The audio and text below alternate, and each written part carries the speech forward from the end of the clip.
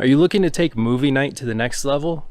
No better way to do that than by setting up an outdoor movie theater. Let's get into it. Hey guys, welcome back. I'm Brian Lovett, aka BLOVE. Today we're talking about this guy right here, the XGIMI Halo outdoor projector. Now, like most of you, I've been stuck at home the past couple months and I've been updating my backyard, adding small little details just to make it a little more comfortable for me and my family. Now, one of the things I enjoy doing is having a movie night with the kids, and I thought what better way to make that a little bit cooler than to set up an outdoor theater.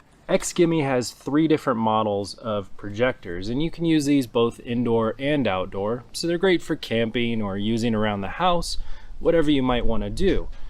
This one's the Halo. They also have the Mogo and the Mogo Pro. Now, the differences between those are kind of broken down into a couple of things. It's resolution and the lumen light output of the projector itself. All 3 use LED projectors. The Mogo has a 540p display. This is 1080p. The Mogo Pro is also 1080p. Now, while the Mogo Pro has a 300 lumen light output projector, this one's closer to 800 lumens, and that's going to make a pretty big difference when you're using this outside. Other notable features about this projector: it has Harman-Kardon speakers built in. It also has USB, HDMI, and an audio jack output on the back. One of the cooler things about this one is that it has a feature that pretty much every projector should have, but I couldn't find any others that do have. It has this camera up on the front, and what that does is it helps this autofocus. So if you move this or bump it or place it in a different location, it actually automatically focuses because it projects a logo onto the screen or the wall or wherever you're using it. And it uses the camera to tell if that is in focus or not, so it can automatically adjust. So this thing's kind of amazing in that aspect, is that you can kind of just pull it out of the box, get it up and running, and kind of set it and forget it. There are a couple kind of killer features about this, and the first one I want to talk about is the fact that it uses Android as the operating system. Now, the reason that's cool is because the user interface is pretty smooth and intuitive. It has Google Assistant built in, so there's some voice commands you can use straight from the remote, if I can find it. Here it is. The remote's simple, but you've got this Google Voice button up here, so you can use Google Assistant. Kind of a nice feature.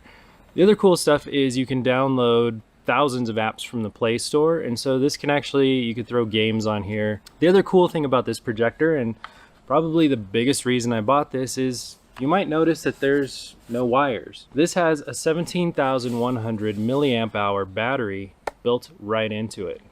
That's pretty cool because this can be used completely wirelessly. It has Wi-Fi, it has Bluetooth, it has everything else built into it. And so you can truly make this a portable unit. Now, battery life, of course, is something you'll want to talk about. They claim that it has about a 2-hour battery life. The thing about that is there's 2 different light levels. There's a very high light level and there's a lower light level. That 2-hour battery life is definitely at the lower light level. I used this and I probably got about an hour out of it using the highest light level, the 800 lumen output. Now, of course, you can just as easily plug this thing in. It comes with a power cord, so you can plug it into an extension cord or inside the house, wherever you need to use it, and that works just fine as well. Another nice part about this is that it actually has a standard mount on the bottom for a camera mount, so you can actually attach this to a tripod. In fact, I usually use this mounted on a tripod, or you can just set it down next to you on a table and just as easily use it there. So then, how well does this little guy actually work in practice? Well, it's real simple. You just pull it out of the box, you fire it up, you sign into a Google account, and you're kind of off and running. Now, there are of course some caveats. So if you're planning on using this and you want to use it during the day outside, that's not going to happen. Even with the highest level model, the Halo, at 800 lumen output, I'll show you. It's the screen's on, can't see it at all. So during the day, you're not going to use it. Just not going to happen. But after sunset, or right around dusk, late dusk, it starts to get usable. So usually we play our movies at 8:30 at night during the summer. That seems to be about the time when it gets dark enough, 8:30, 8:45. The sun's gone down and you can start to use it easily and you can see it and it works great. So keep that in mind. You're only using this in a dark place. And if you're fine with that, then it's great. What are the other things? Well, like I said, it auto focuses when you set it up, so you can place this almost anywhere. The other really cool thing is you can actually set this off to the side. You don't have to have it projecting straight on. It doesn't have to be perfectly aligned. You have these controls. You can zoom in, you can zoom out, and then you can do something called Keystone correction, and let's show you that now. No matter where you have this projector set up, if you have it set off to the side or at an angle, you can go in here and you can adjust exactly the positioning so that it fits your screen just right. Once you've got it set up, you're good to go. Now, I've done a terrible job here, but it's a lot easier on the projector screen because you can see exactly where the edges of the projector are. You can line that up with the lines on the outside, and it's a very simple, straightforward process. I think a squirrel's trying to attack us. So how about the built-in sound? So it's got Harman-Kardon speakers built into it, and they sound pretty good. I'm going to Allen key to stick in here just so you can get extra torque through this hole here. The other thing to note is this does say this side facing grass on one side of the blade. One thing I've noticed, and this is a tip I'll give you, the projector needs to be either right about where you're at, so kind of parallel to you, or behind you. And if you have it like that, then the sound is great because the sound comes out of the sides here and somewhat out of the front. And so that's going to be the best experience. If you have the projector way out in front of you, you're going to have trouble hearing the voices when the action's going on. Also, if it's real noisy, they're not the loudest speakers. They're 6-watt speakers, so I think you can expect 6 watts of performance out of them. But it's fine for watching a movie. Last night we watched Charlotte's Web with the kids, and it was great. None of us had any problems hearing it, and it sounded pretty good overall. It also, like I said, you can plug in some external speakers if you want, or even headphones. I've watched a couple movies out here, and I've just plugged in my headphones, popped them on, and then watched the movie without interrupting or bothering my neighbors.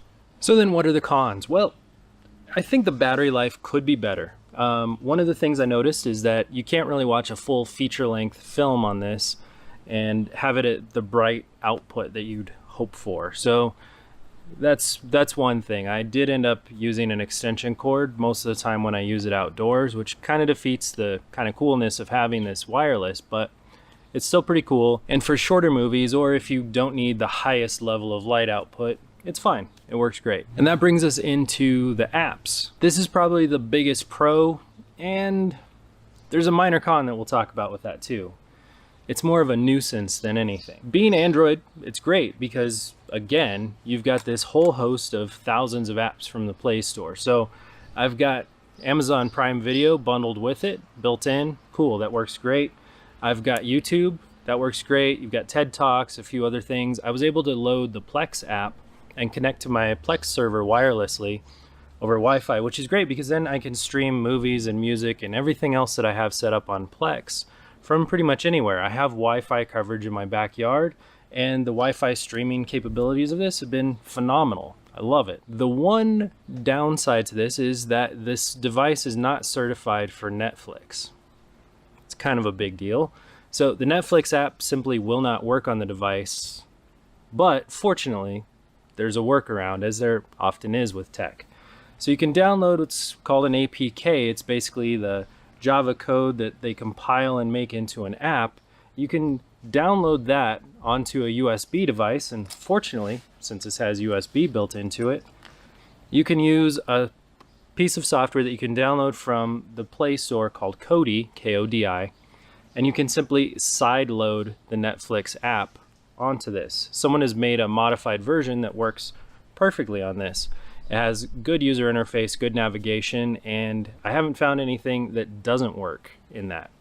So while it doesn't work out of the box with Netflix, in probably 5 or 10 minutes you can get it working with Netflix, and then you're off to the races. You don't have anything to worry about. It's pretty easy. Older reviews of this mentioned that Amazon Prime and I think Disney Plus didn't work with this. They do now. They're certified and they work on this device, so that's no longer an issue. It was really just Netflix.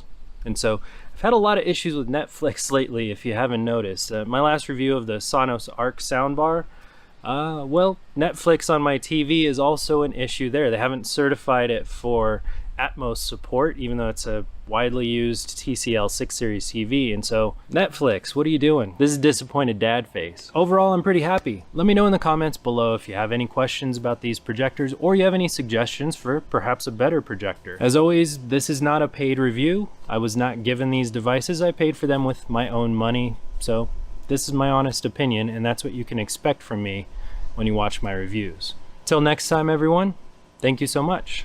See ya.